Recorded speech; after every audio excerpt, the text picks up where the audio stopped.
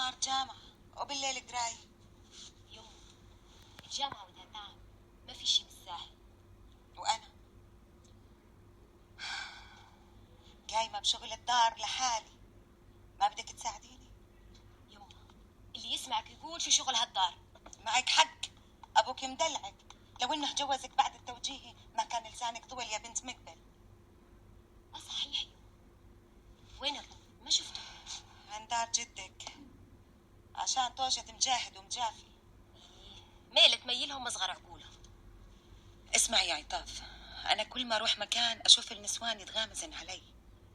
يعني بقول يعني يا حبيبتي لو تحطي إشارة على راسك وخلي هالسنتين يمضن على خير. وبعدين يما كم مرة ودنا نعيد هالحكي، بعدين شو فيها؟ كل البنات يمشن مفرعات، اللي جايات من الصحراء يلبسن أحسن منا. بعدين نسوان الحنة ما وراهن غير الحسد والغيرة. يا بنتي الحكي ما هو زين، بكرة يكرهن العرسان بيكي وما تلاقي اللي يقول لك مرحبا. يما لا تخافي وقوي قلبك.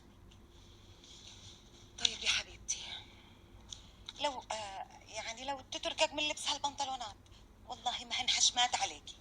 يما شو هالحكي؟ هي الناس تمشي لقدام ولا ترجع لورا؟ وبعدين يما لا تنسي انك انت اللي اقنعتي ابوي اني البس اللي ودي اياه. ولا كل هذا يوم عطاف لاني ودك اساعدك بجلي الصحون.